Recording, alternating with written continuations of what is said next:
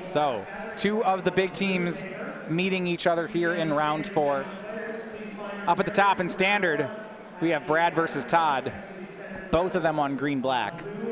These two have played plenty of Magic with each other. Yeah, a lot of history between those players. Majors versus Hoogland as well. That was an interesting one. And we see game underway here. So names are flipped here. There we go. Braun-Duin on the play. It has a turn 2 Sensei's Divining Top, but it gets spell pierced by Tom Ross. Something that Tom does not have that he has had in the past is a crop rotation package. There's going to be none of that this weekend. No access to Wasteland or anything like that. Going to have to draw the Ink Moth next eye off the top. And you watch how Tom already sets up the game here. He plays a second land, had Blighted Agent in his hand, and just opts not to play it. Likely leaving up something like Spell Pierce in case a counterbalance comes down. But here's something a little new to the matchup. Brian on turn 3 just is going to go ahead and jam Monastery Mentor. Tom Ross brainstorming in response. He does have a pair of Force of Wills. Brainstorming with that fetch land up. See, maybe shuffling away one of his 2 copies of Berserk. Tom has to be a little bit concerned about dying, but it will take Brian at least 2 turns to make that happen. He can't just cast a bunch of free spells and make a bunch of prowess creatures on this turn. He's going to have to spend a little bit more time and mana to actually make the Mentor lethal. So Tom's kind of weighing how long it's going to take him to kill Brian, how much disruption he can beat on that kind of timeline. And he had Force plus blue card, but he just lets Monastery Mentor resolve. And if he can use that to insulate a kill, it's going to be much more effective than just taking care of a Grey Ogre. Yeah, draws Vines of Vastwood off the top. He knew it was there, decided he wanted it. The next card down is Berserk, and I expect Tom's going to, well, I don't know, maybe. I suspect he might shuffle that one away. Any Infect or Invigorate Berserk is a recipe for lethal damage. I suppose he does have Force of Will, blue card, Blighted Agent, and Lethal Pump. He could just go the more aggressive line. And with Ink Moth Nexus, he can also even just save that Blighted Agent, try to find another blue card, have double Force of Will. And once again, so he plays Ink Moth, passes the turn. He's not committing Blighted Agent. It looks like he's just going for the win with the Ink Moth. Very likely just planning to use that Blighted Agent as Force of Will fodder. Yeah. He does. And Tom just sculpting for this fight. You see Invigorate, Vines. Brian will swing with Monastery Mentor.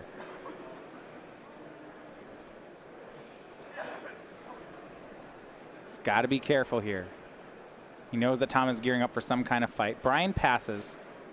No 4th land. Tom has to be a bit concerned with how much mana Brian has up currently. 2 Tundras and an island. Frequently, if you have counterbalance, you won't play it into Spell Pierce, but you don't know that that's what's in the hand. Well, Brian's adapting to Tom's game plan right now, right? Tom is clearly playing like he's gearing up for some sort of big fight, and Brian wants to be ready for it when it happens. Right. Forces Tom to have, say, a Gataxian Probe to find out what's up. Well, he'll draw a probe. Let's see what Brian has. 2 Force of Wills, 2 blue cards, and a Swords to Plowshares. That is 3 pieces of interaction on Brian's side. These are nice holdings. Tom has a lot of stuff himself, though. And there's a Force of Will off the top. I believe that gives him double Force of Will, and I want to say there was a Vines of Vastwood hanging out. So we're thinking Tom might be able to win through all 3 removal spells? I think he can connect for 9 on this turn, and with that being the case, he might just try to connect for 1. Sure. Activates Ink Moth Nexus. Right, so your thought is he leads on this, say plays 2 Invigorates. If Brian wants a fight, Tom's ready for it. Because Vines counters the Swords, Force counters Force, Force counters Force. So both players have 3 points of interaction. Tom wins the fight. Yes. He'll swing for 1 poison. Tom knows that he's ahead in the war right now, so there's a strong argument for going for 9 poison. That both makes another connection for 1 lethal or Tezzeret's Gambit off the top. No, and I really like this. So he'll go Invigorate and Invigorate. And Brian's going to pause him on the second one. Yeah, if you just let that resolve, Tom would gain a little bit more life off of the Swords to Plowshares, so it's worth stopping him here. Now, what about the fact that once this counterfight's done, Brian is going to have a huge army of Monk tokens? If he's able to produce some chaining cantrips, he could potentially convert that into a lethal attack. So Force of Will on the second Invigorate. Interestingly, Brian has played the Force of Will there and not the Swords to Plowshares. Tom will counter back with Force of Will, pitching that Blighted Agent. And Tom says, let's build a stack here. And you'll recall that Force of Will does cost 1 life. That makes it just a little bit easier for Brian to execute a lethal attack. Sure. Is Brian going to go again? He's got Ponder, Force of Will, and Swords to Plowshares as his last 3 cards. Tom's cards, Vines of Vastwood, Force of Will, blue card.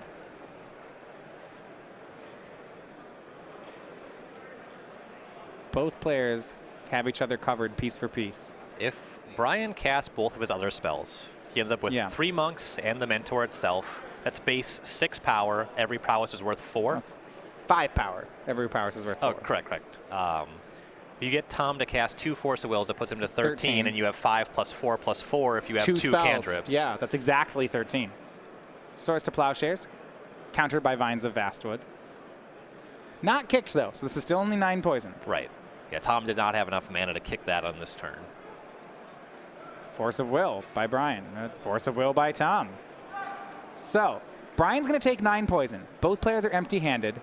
And as you mentioned, Tom, at exactly 13, if Brian can play 2 spells right now, it's lethal. Looking for a Ponder, Brainstorm, Sensei's Divining Top. Any of those play here? No, he swings for 5.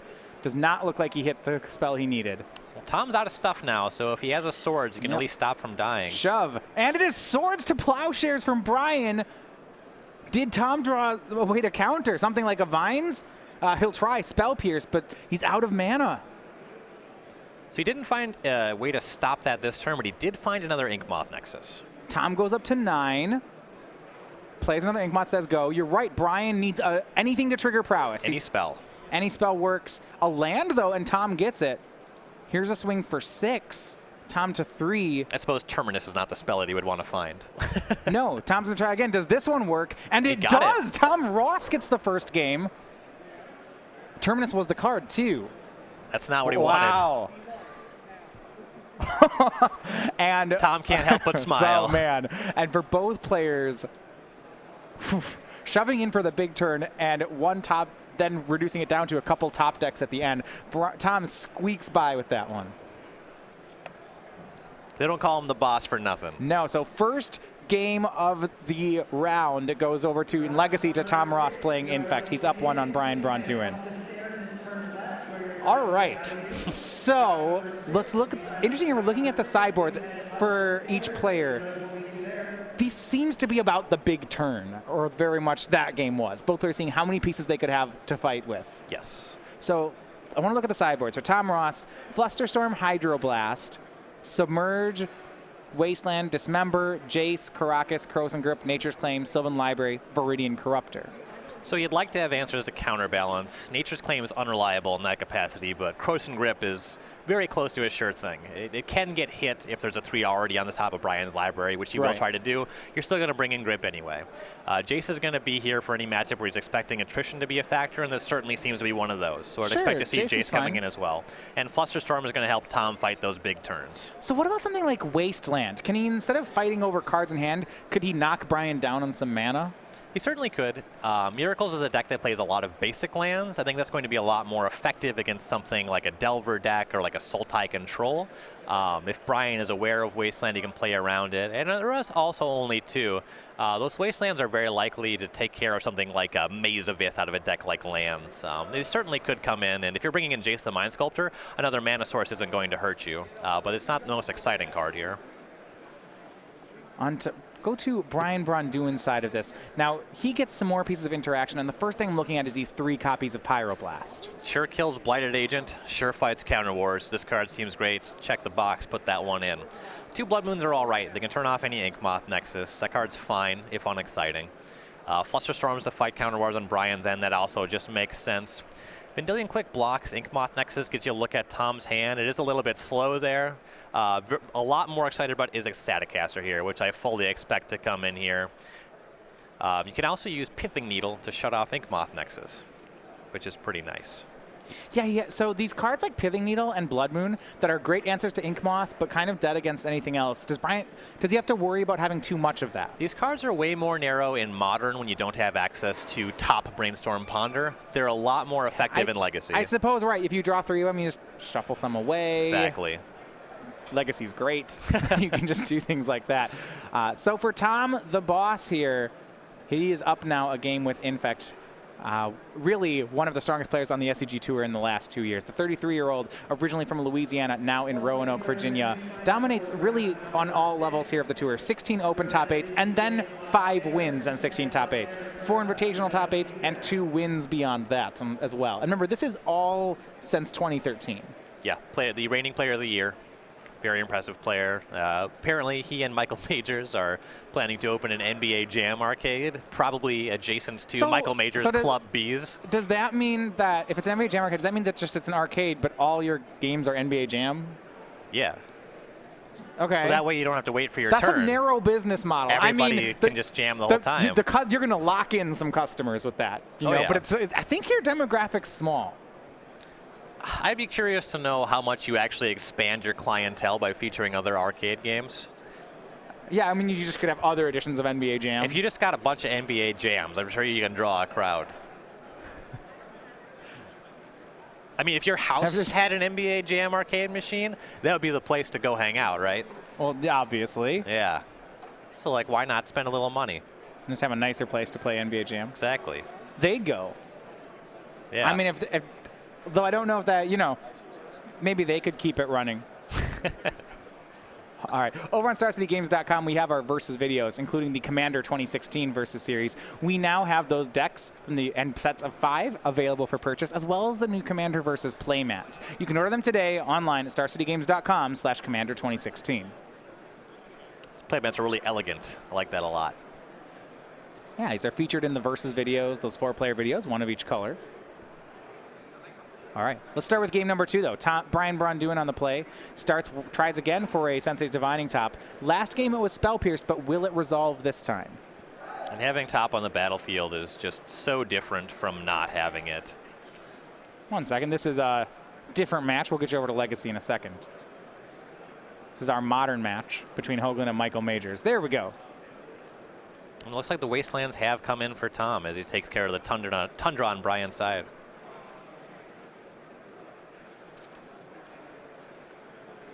So he'll just play a land and go. Now, this sort of land trading is blunted by the fact that Brian has a Divining Top, right? Yes, he gets a lot of looks at finding additional lands. If he's light on them, sometimes he'll have to use that on his upkeep to go find a land, but he just gets plenty of looks. The thing about Tom's deck, though, is it's so lean, it doesn't really care too much about sacrificing a land. Well, Brian's doing a great job of keeping on curve with Tom. Tom played turn 2 played a Glistener Elf.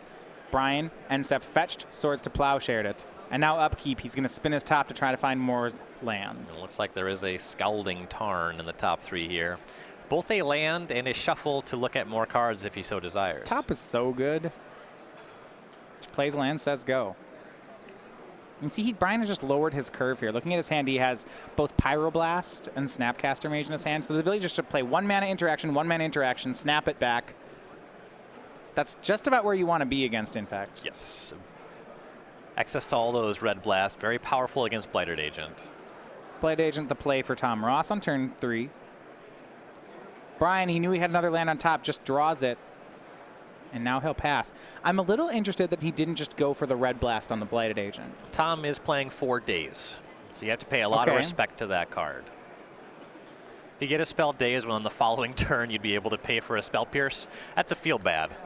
Sure, I guess he's respecting that Tom's second land drop there was Ink Moth Nexus. So if he blasts the Blighted Agent and loses all his mana, Tom might untap, activate Ink Moth, and just shove 10. Right, another problem. So Tom presents 2 Infectors. He'll swing for 1 with Blighted Agent. You see the patient here on Brian's side, he'll actually just take that damage. Yeah, if you start a fight and you end up losing in combat, and Tom just throws some Invigorates at you, that's way worse than just taking 1. It's almost never correct to start the fight on your opponent's turn before they have attacked. Brian and Steph will use both fetch lands, and now we might see a removal spell for that Blighted Agent. going to be actually Vendilion Click on the end step. This will inform how well he's going to do in a counter war. Yeah, does that. Also blocks Ink Moth. Tom is going to hide some cards with Brainstorm before that Vendilion Click resolves. Don't get to do that one in Modern. Tom also has access to a fetch land if he just has 2 spells he just doesn't want. Or I suppose cards. He can get rid of some lands too. Well, he has to decide if he's fetching before that trigger resolves. Mm-hmm.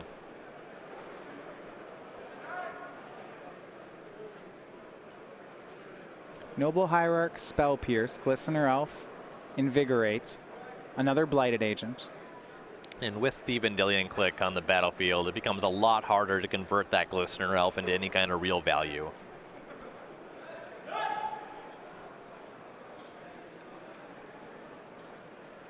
So he'll return 2 with the Brainstorm to the top of his deck.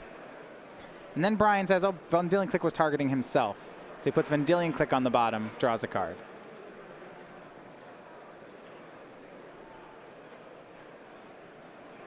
Terminus not the most effective when your opponent has Ink Moth Nexus. Yeah, out of your hand anyway. Main phase Brainstorm from Brian. Remember, he's still holding on to that Pyroblast. He draws Blood Moon, Snapcaster Mage, and Counterbalance. Those are some pretty big hitters. And yeah, there is a Blood Moon in the holding, so could shut off this Ink Moth Nexus. He needs to deal with the Blighted Agent. Having the Pyroblast potentially allows him to do that. I feel like he wants all these cards. I mean, Snapcaster Mage or Counterbalance or Blood Moon could all threaten to end the game. Yeah. He might not need all 3, so I wouldn't be surprised to see him shuffle one of those finishers away.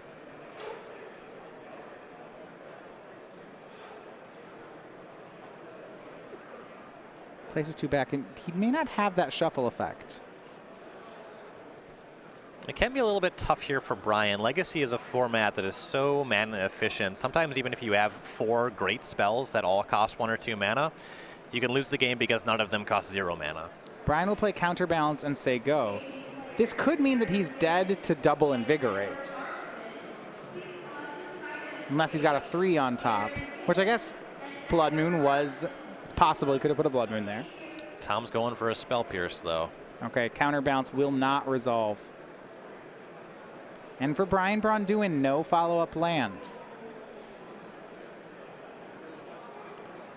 We'll see how much damage Tom can produce on this turn. Yeah, Brian has big. already been poisoned once. Double Invigorate would do it. Here's Gitaxian Probe. Snapcaster, Snapcaster, Pyroblast. No free interaction there. The only thing Tom really has to worry about is Brian having a Force of Will on top with the Sensei's Divining Well, top. Tom had 1 Invigorate, and that Probe drew him a second one. So that's going to be 9 poison, and it's going to be the match. Tom Ross. And that's exactly what I was saying right there is Tom's spells, he gets to do them for free. So animating Ink Moth Nexus, that's whatever. It taxes him technically 2 lands. Invigorate happens to cost 0 mana. Brian's hand had great spells, but they all cost mana, and you just can't convert that to anything.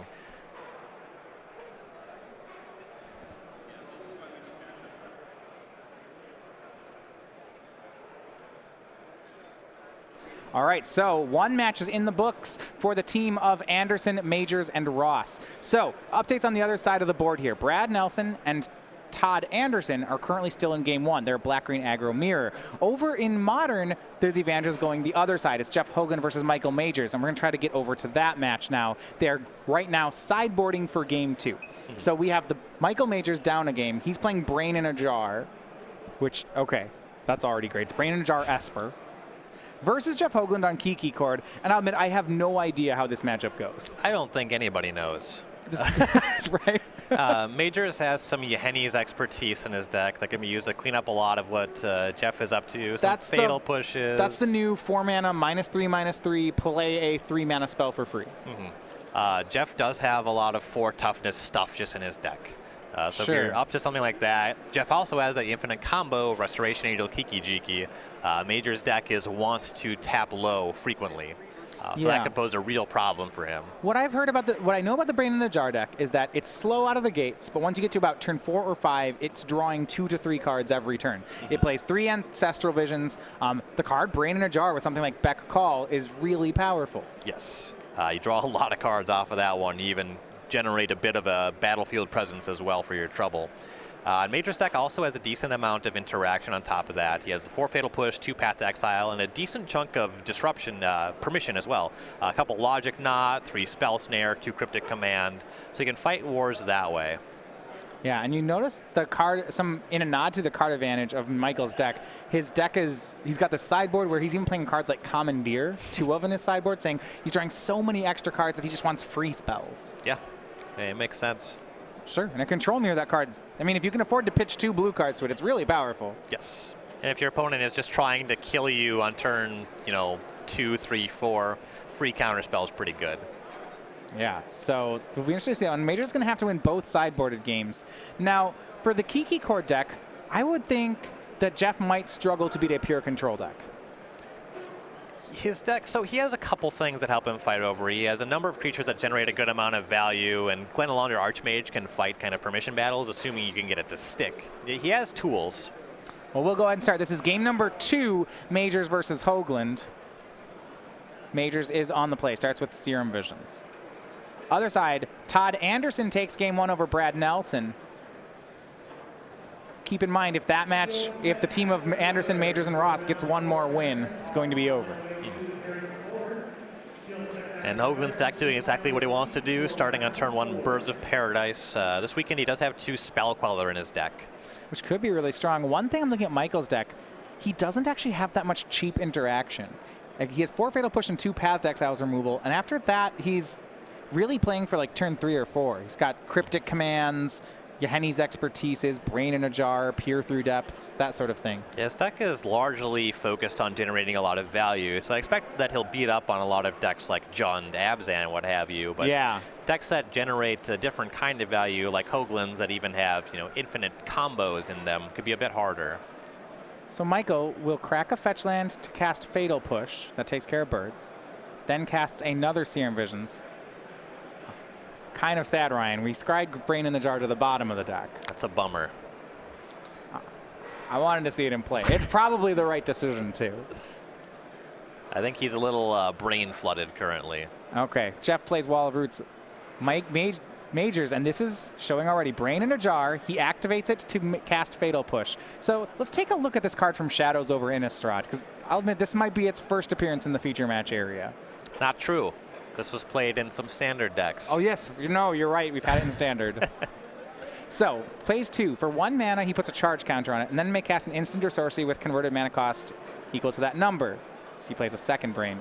Now, he's probably not going to use that second ability very often. It's more just like, it's like an Aether Vial for spells, but the part that breaks it open is that Bet Call is a 2 and a 6 drop. So when he gets that second counter on it, he can actually cast both halves of Bet Call. Yes. Which we may be looking at right now. And let's see. Here is Bet Call, and he gets to cast it fused, and this is disgustingly good. And Jeff says, what does that one do? We'll get that one on screen for you. Beck is a Glimpse of Nature for 2. For green-blue, you get to draw a card when a creature comes into play. Call is to make 6 mana, makes 4 1/1s.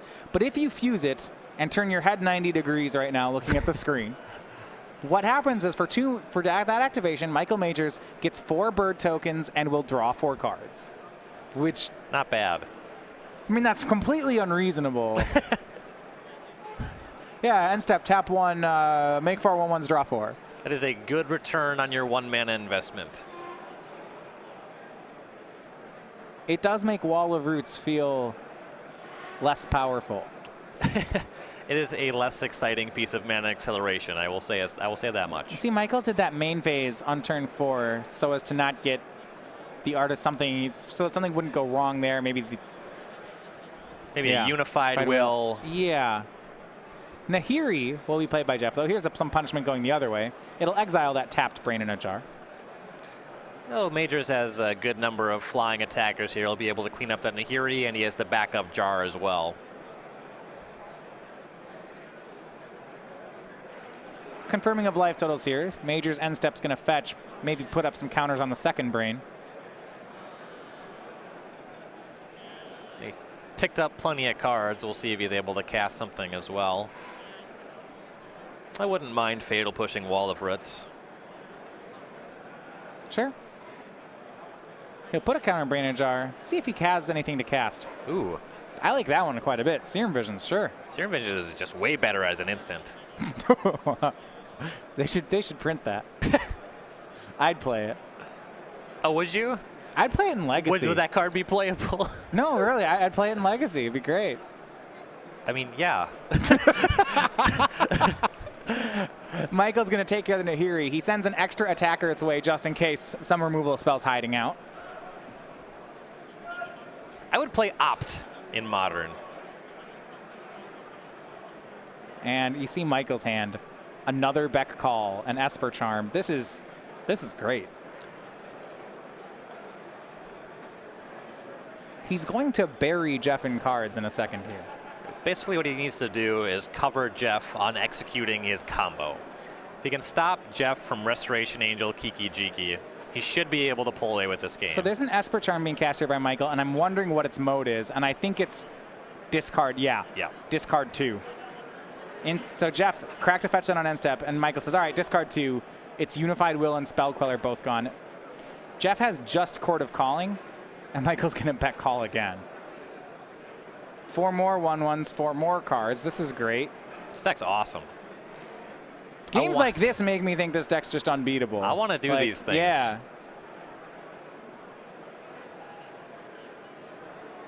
And then Fatal pushes the card, and Jeff concedes. He's seen enough. Wow. I haven't seen enough. I want to get Majors on camera some more this weekend. This deck is awesome. This is great. That was so many cards. I'm so jealous.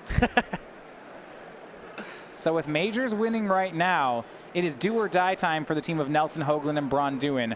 They are going to need to win all the remainder of the games. If Todd Anderson or Michael Majors picks up even a game win, the round will be over. Yep, Nelson needs to win 2 more here. Hoogland needs to win this deciding 3rd game. So if you're on Jeff Hoogland's side, all right. It's possible you haven't practiced this matchup too much, though actually in Jeff's defense, I bet he has. Jeff knows his Modern decks very well. Yes. Michael's deck is new, but it's not unknown. It's seen some play on Magic Online. Yes.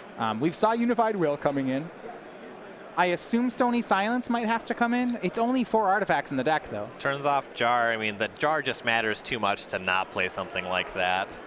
There's a strong argument for engineered explosives for much the same reason. You know, the first activation on the brain of the Jar doesn't matter too much as long as you can destroy it for that second activation and that Beck Call happens. Explosives seem strong enough. Then Reclamation Sage is sort of an answer to Brain of the Jar that you can tutor for with a Court of Calling, so that one should be in the deck as well. And you know, with Jeff on the play, the dynamic does change a little bit. It makes it easier for him to actually meaningfully Unified Will. Yeah, we did see Jeff. What the game there was, Jeff had his turn 1 bird, but then Michael made a Brain in a Jar. Yep. All right, so for Michael Majors, picking up a game win there with Esper Expertise. Originally from Evans, Georgia, now living in Roanoke, Virginia. He has 6 open top 8s, along with an open win and an invitational top 8. Has been currently on the Pro Tour, trained as a pro, playing most of those events. Quite one of the stronger players, really, right now on the SCG Tour. And one of the better brewers. He always puts out a ton of deck lists and really impressive stuff that Majors is able to come up with. His articles on Star City Games are consistently excellent. Anytime where Majors has an article where he's producing multiple deck lists, there's always a wealth of knowledge in those pieces. Well, now things have gotten interesting as we said they had to win all the games. 1 down, 2 to go. Brad Nelson picks up game 2 against Todd Anderson. He's going to force a 3rd. That one over in the black-green aggro mirror.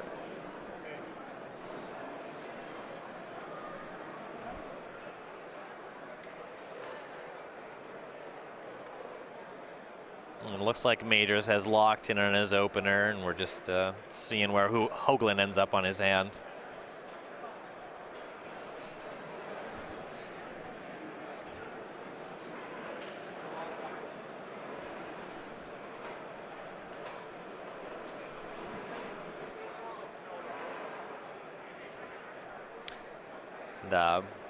We'll see the cut of the deck, and Hoogland, I believe, going down to 6 cards here. We'll see how he feels about his 6-card hand.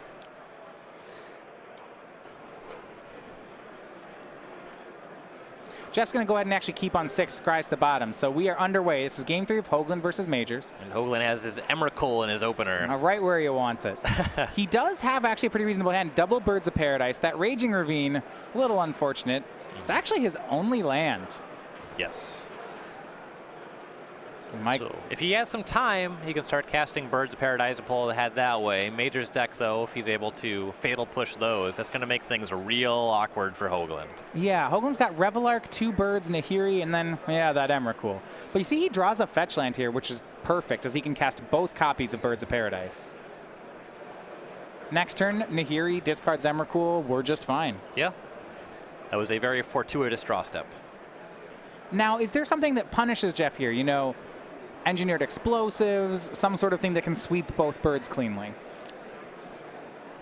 He does have access to 1 engineered explosives in his sideboard for Majors. I guess Yeheni's Expertise could get him, but that's not for a couple turns. Right. And it looks like Stony Silence in Hoogland's grip here. And he'll go for that one. Yeah, Majors' turn was just a land and a go, so now Jeff will land Stony Silence. Majors is playing a few Spell Pierce, or Spell Snare rather. We'll see if he fights over this one. Yeah, there is an Engineered Explosives in Majors' hand, so he could counter, untap, kill both birds. If that play's available to him, it would be pretty hard to pass up.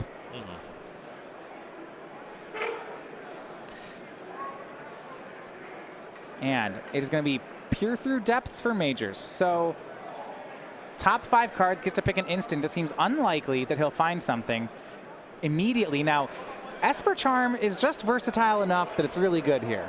Yeah, it happens to destroy target enchantment, if I recall correctly. That is the 3rd mode. And Jeff has just played a very enticing enchantment. So 3rd land for Majors, then passes. If Hoogland's not careful, we could see Esper Charm into Engineered Explosives. Jeff will land Nahiri. Is there a response from Majors? I would wager that that one's worth countering if Majors has anything. See if he can produce a Logic Knot for this one. He does not, so Nahiri goes up to 6, discarding Emrakul. Jeff, happy to get that one out of his hand. Yeah. But it'll be back. It always comes back. Well, that one's going right to the top of the deck.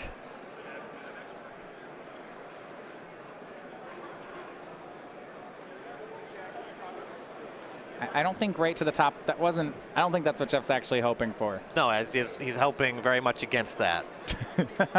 So, Jeff finds a land and passes. Now we'll see Michael's response. He's got that Esper Charm. Jeff has 2 cards in hand. So there's actually, this is interesting, right? Michael could try to go for that Engineered Explosives play, blow up the Stony Silence, kill the birds, or...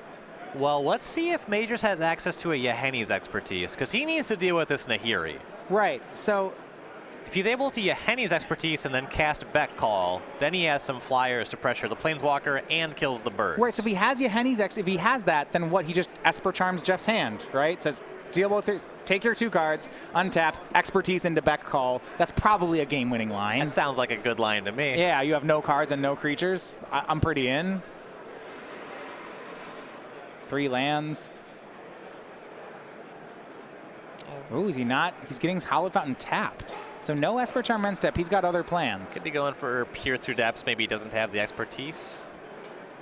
Snapcaster Mage, just as a 2/1. Okay, so a little bit of a desperation maneuver here. Just needs to pressure that Nahiri.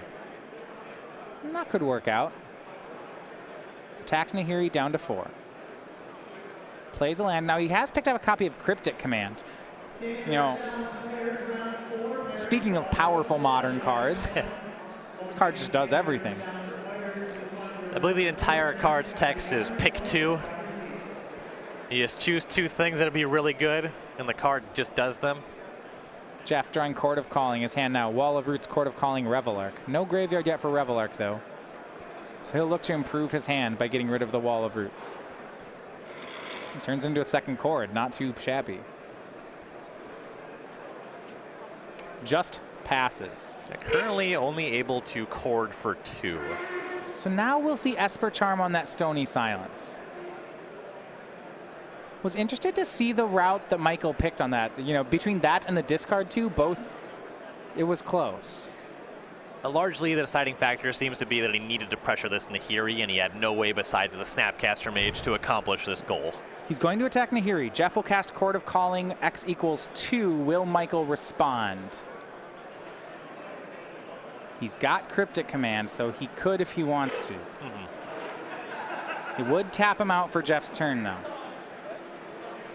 Jeff finding Voice of Resurgence and trading with Snapcaster Mage would be a big swing for him here. I think Michael's debating. He could, whether he wants the Cryptic here, he could also Engineered Explosives. There's a lot to like. And what second mode for the Cryptic Command is also a relevant question. Sure. You could bounce the Raging Ravine to kind of stunt Hoogland's mana. Might even, I think he's thinking about bouncing Nahiri. Yeah, counter bounce. Get that one will eat Hoogland's mana on the following turn. Makes his attack for nothing, but that attack wasn't super relevant in the first place. So Jeff's going to just recast the Nahiri. See if he discards. Yeah, no reason to exile Snapcaster. He'll get rid of his second Nahiri and draw into a land. Play it and say go. And, you know, Jeff's doing pretty well right now. Another Beck call for Majors. Looks his hand, says Engineer Explosives is probably where it's at. He might put the explosives out and cast Brain in the Jar this turn. He does have that one in his hand. Go ahead and immediately take away Jeff's mana, knock Nahiri down to 4. Then, follow-up play, suspend Ancestral Vision. Okay, so he had a way to use all of his mana on this line. This makes a lot of sense. It's a big investment. 4 turns down the road, Michael will get this payoff of cards, but he does have to keep the game under control for that many turns.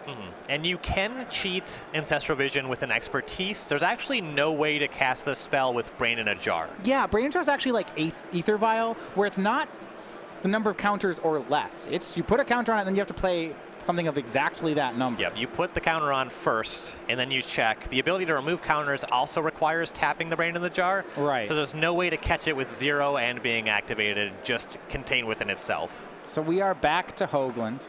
Chord, Revelark, land 5, on board Nahiri. He's got a lot going on. Starts talking with teammate Brian Braun-Duin.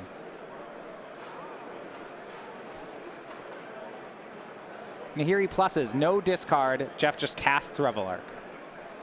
His graveyard does have 2 creatures he can get back in it if Revelark were to leave the battlefield.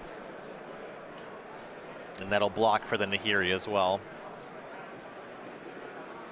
Esper Charm now in Majors' hand.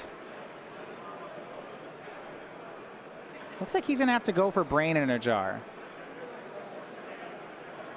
Suspends another Ancestral Vision. His deck, it's neat. It's getting kind of clunky here, though. You see his hand of 2 Beck Calls and Esper Charm and Brain in a Jar. At some point, you feel like you're not really playing real cards. He needs to stop this Nahiri from being lights out. Because it's not going to matter how many Ancestral Visions are on suspend when Nahiri destroys, or when Nahiri finds Emrakul and destroys all of his permanents. Yeah, but he's a turn late on this, isn't he? Nahiri goes to 8. He can get Brain in a Jar up to 1, get it up to 2, but I don't know how he gets it off the board. If he had another copy of Cryptic Command, he can tap the Emrakul down and stop the Annihilator from triggering. Well, looks like Jeff's going to try to stop him here. He main phase Court of Callings for Reclamation Sage. He'll hit Brain in a Jar off the battlefield. I like that. Nahiri looks like she'll go up to 8. And now Michael has to answer it or Emrakul's coming. And I think he drew just the card to do that, a Fatal Push.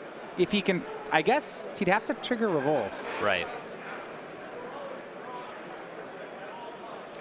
So Esper Charm is a very powerful and flexible card. Unfortunately, it can't always make an impact on the game state. No, maybe he drew Fetchland. He has Beck Call, Polluted Delta, Esper Charm.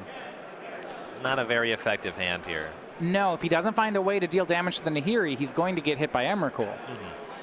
He can draw 2 off the Esper Charm and try to find Fatal Push that way, or even Path to Exile is totally acceptable. And you can see how dire things have gotten here. Todd Anderson up at the top. They're putting a pause on his match, realizing that if Michael cannot get his way out of the situation, then the whole round is over. They can still win with Todd winning. Oh, right. They have a match. Right. Yeah.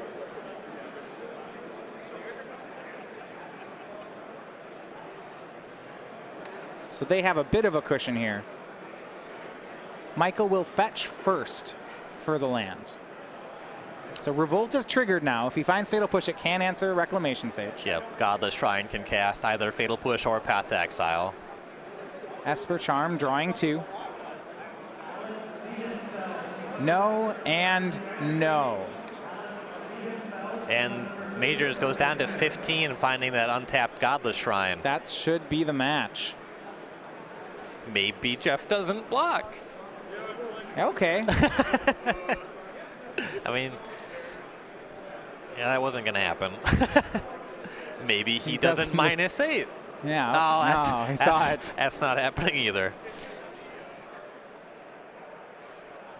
And then there's the possibility that maybe Hoogland drew the Emrakul. That's really what Majors is hoping for here. But nope, and there is the Emrakul. That one's going to be attacking in just a second here. And that's going to be the match in here. Yeah, so Jeff Hoogland wins the Modern match over Michael Majors. So now the match score is 1-1. This means it's going to be Brad Nelson and Todd Anderson. I'm going to go ahead. I don't think based on the they physical at the same cues time, here, yeah. It looks like Brad Nelson picked up a win in our backup match. You can see the score updated, and yeah. Yeah, they end at the same time, and we said they needed to win all 3 games to get the round, and then they do. Brad Nelson and Jeff Hoogland both take their matches in 3 to win the round. So does Nelson, Hoogland, and Braun-Duin improving to 4-0. This is certainly a team that's capable of pulling off a long shot. Yeah, absolutely. So a match where we start with Tom Ross and Brian Braun-Duin. Tom Ross makes short work of his opponent, but can't